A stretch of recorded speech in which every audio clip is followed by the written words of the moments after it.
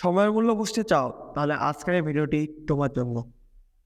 আচ্ছা, তুমি যদি ১ বছর সময়ের মূল্য বুঝতে চাও, তাহলে তাকে প্রশ্ন করো যে কিনা একবার পরীক্ষায় ফেল করছিল।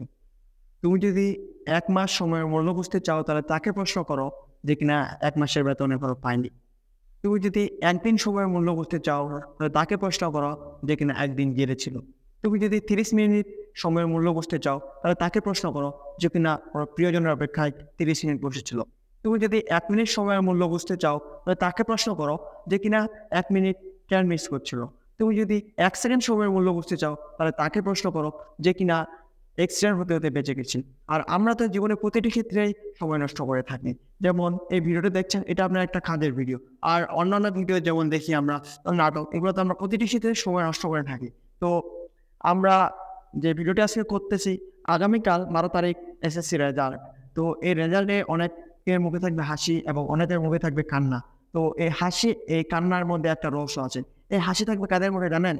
যারা সময়কে সঠিকভাবে ব্যবহার করেছে, সময়ের সাথে বন্ধুত্ব, বইয়ের সাথে বন্ধুত্ব করেছে। আর কাদের মুখে কান্না থাকবে জানেন? যারা সময়কে অপচয় করেছে, সময়কে অপব্যবহার করেছে। তারা এসএসসিতে ভালো রেজাল্ট করেছে, তাদেরকে আমার পক্ষ থেকে জানাই প্রাণঢালা শুভেচ্ছা। আর যারা এসএসসিতে খারাপ রেজাল্ট করেছে, তাদের উদ্দেশ্যে বলব, রেজাল্ট কোনো বিষয় না। কেননা আমরা যদি বড়, বড় মনীষীদের দিকে দেখি বা যারা আজকে সফল ব্যক্তি, তাদের দিকে দেখি, তারা অনেক সময় ফেল করছিল। তারা অনেকেই অনেকবার ফেল করছিল। কিন্তু তারা থেমে থাকে নাই। তারা জীবনে হার মানে নাই। তারা এই হারকেই তাদের সফলতার রাস্তায় নিয়ে গেছে। তো সফল হওয়ার ১ম সূত্র হচ্ছে ব্যর্থতা। ব্যর্থতা থেকেই সফলতার শুরু। তো আমরা নিজেকে রিস্টার্ট করব। কারো কথায় কাইন্ডলি ডিপ্রেশনে থাকবো না, নেশাগ্রস্ত হব না। আর আমরা অবশ্যই নিজেকে রিস্টার্ট করব এবং তাদেরকে দেখা দেব যারা আজকে আমাদের ফেল দেখে হাসতেছে। ধন্যবাদ। ভিডিওটি আপনার উপকারে আসতে পারে, আপনার বন্ধুর ভিডিওটি উপকারে আসতে পারে। অবশ্যই এই ভিডিওটিতে লাইক, কমেন্ট, শেয়ার করবেন। আসসালামু আলাইকুম ওয়া রাহমাতুল্লাহ। দেখা হবে অন্য কোনো ভিডিওতে।